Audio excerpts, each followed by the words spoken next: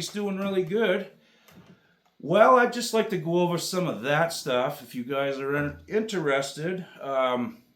This is really just going to be a lot about playing and making the changes, okay?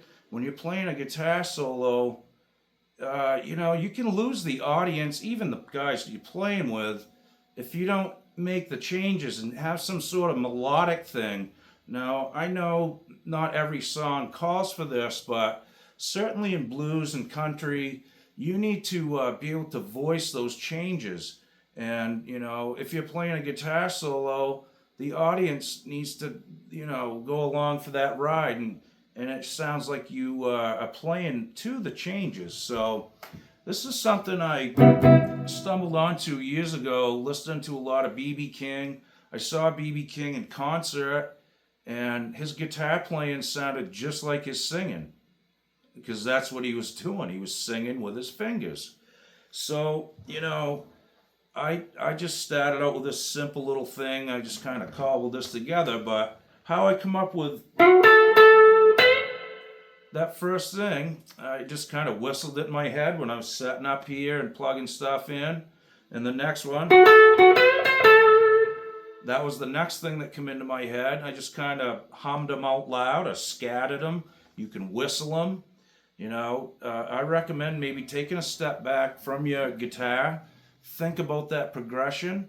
Think about what you might sing over that instead of play it. And then take the stuff that comes out, as far as how would I sing this, or listen to someone like B.B. King sing over a blues. Try to phrase your guitar to his singing, okay?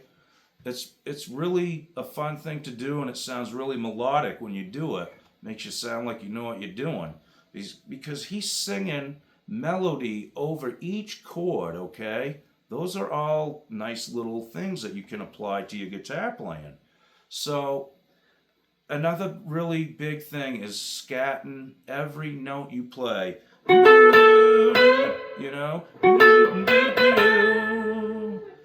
Either you do it audibly or internally, Just always have that going. You don't have to do it out loud, but you should hear that pitch in your head.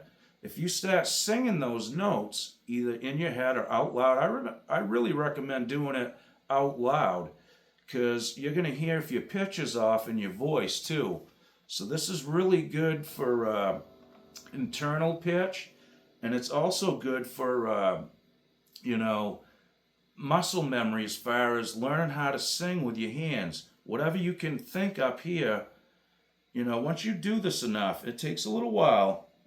If you scat every note you play, eventually you don't have to look and worry about what you're playing. You just need to worry about what to scat, or what you can come up with in your head for a melody. Your fingers will just go there, okay? That's a true story. That really does happen. I think this is for every instrument. You need to be able to, say what you're feeling with your instrument. That's the best way I guess I could describe it. Now, you can't teach this in a book. It's something that's experienced. You have to do this. So take a scale, scat that while you play it, or these licks. Okay, that kind of stuff. Now, there was one thing I did at the end of that. I'm going to show you guys that, and I'll leave you with that. Now, this is kind of like an escape route for me. Okay, you're playing a gig or a jam, whatever it might be, and you're playing a 1-4-5, right? And you just played your guitar solo. You played every lick that you knew and a couple that you didn't. And, we do it. And then, and then the singer's like, oh, take another one. You're like, oh, man, really? Okay, so what do? Well, I go for the easy stuff then. And this is an old classic line that you will hear in blues, like Blues Brothers stuff. It's kind of what it reminds me of. So in A, what we have is the B string in the 8th fret and the G in the 9th, okay? Just 2 strings. We're going to walk it down chromatically. Okay, we have one more to get to, but when we get to here, now we're going to do this. We're going to slide the G string from the 5th to the 6th. We're going to hit the B string in the 5th. We're going to hit the G string again, and then D string in the 7th. Now we have an A triad, basically here. Okay, so once again.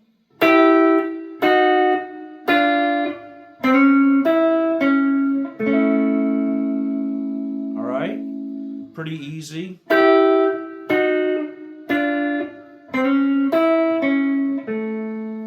Okay, you get it up a little faster. Okay, now if you want to get back to it, play these two notes. D string in the 5th, D string in the 7th. So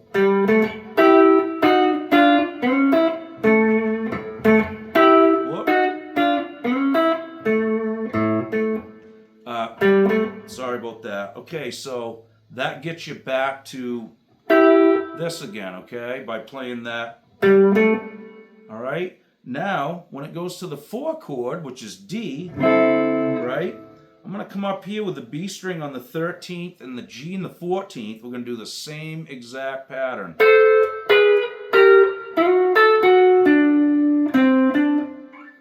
Then it goes back to the 1. Now we're going to go to the 5, right?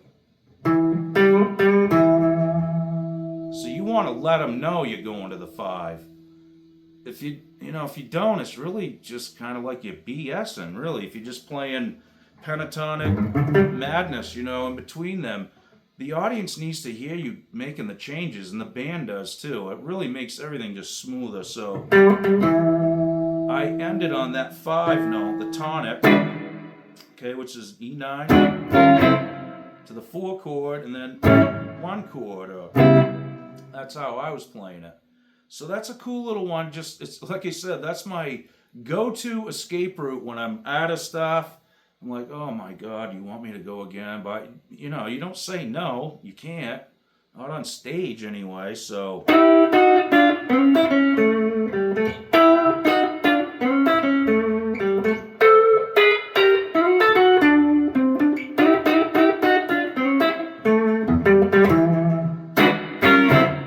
that kind of stuff, okay? Now, that's really basic and simple, but it sounds legit and authentic. You can hear me making those changes, okay? It's carrying a little melody along with it enough to make the changes.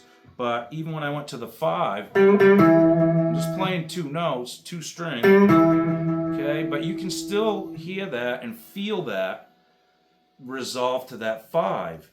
Well, it's not resolving, but we're getting ready to start this turnaround here at the end of it. So, I really do think this stuff is important. And if you're not hearing those changes, then you need to take time, stop, and take each chord. What would I play over the 1, the 4, and the 5, and back down to the 4, and then to the 1. So I don't know, what are you going to do? You can't think of nothing? Well, go dig out a B.B. King record or an old blues standard and listen to the singing. Listen to the melody, and the phrasing is really important. I should have quit you. No, that's a lick. So you take that, you put that on the guitar. Okay, so pay attention to those vocals because they're singing melodic for every chord. They're making the changes, vocally. And you don't have to make the changes. There's no rules to this, but this is something that can make you sound like you're also legit and you know how to play the changes. There's gonna be times when it goes on to other levels and you're out on a limb and you're just playing everything you got, right? So.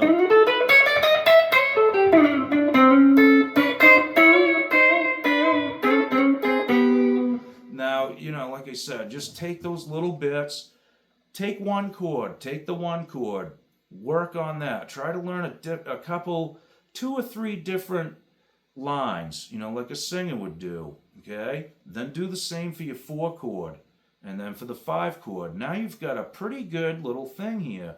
you got 3 or 4 to pick from, on every chord.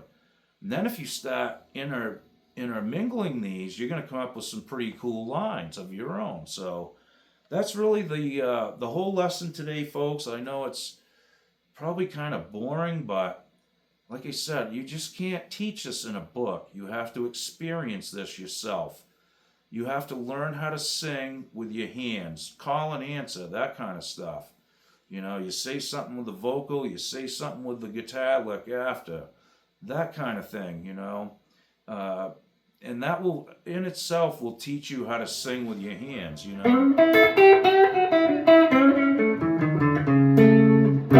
Playing a 2020 Les Paul Standard here today.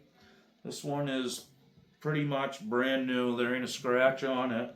Does get played. I try to take care of this one. I'm a little more cautious with it just because it's so clean, and it's a good one as well. This is a really nice sounding Les Paul.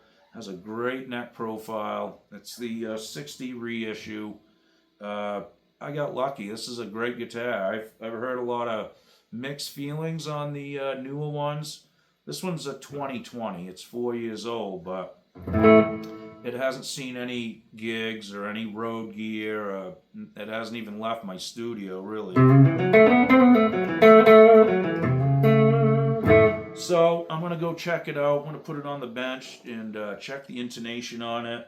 Other than that, it's pretty much ready to go. The neck seems to be pretty straight. And I'm just going to double check things, give it a looking over, and make sure it's all good. So thanks again for tuning in, folks. I really hope this lesson helps you guys. I really wish there was a way I could describe this better. But it's like, putting your hand on the stove. You ain't going to know what it feels like until you do it, okay? It's something that you have to experience.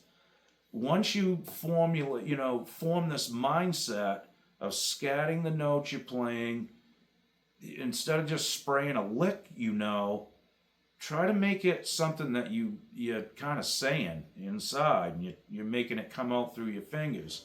So, then it's legit. It's not just, all right, I'm going to noodle this lick over the 1 chord, and then on the 4 chord, I'm going to play this one as fast as I possibly can. The 5 chord, I don't even know what I'm going to do, and then hopefully I make it to the 1 without breaking a string. I see this constantly. It's really not musical a lot of times. It's, as long as people are having fun doing it, I think that's great. But if you really want to feel comfortable about your playing and not have a lot of pressure on you, this is probably the best advice I could give anybody. Learn how to scat, even when you're strumming,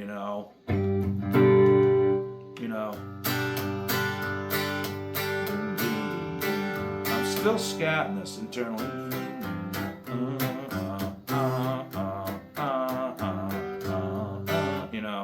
That's big. That's going to keep you in check. It's going to keep you in time, too.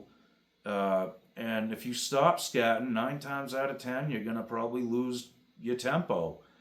I have to do it. I don't do it constantly throughout every single song, but I'll check myself against it sometimes during the song. I'll just scat internally and get myself back together and lock back on, okay?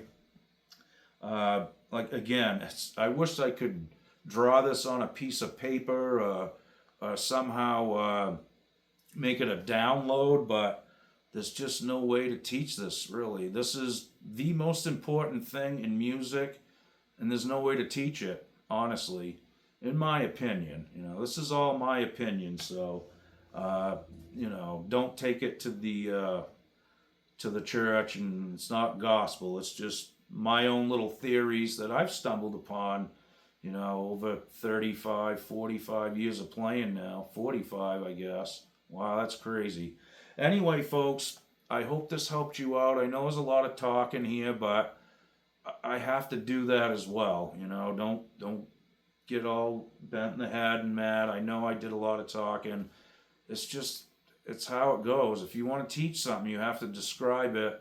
Sometimes it's a little boring, but as long as I drove home the idea and you guys get some benefit out of it, I don't care how much I have to talk. I just want to get that across, okay?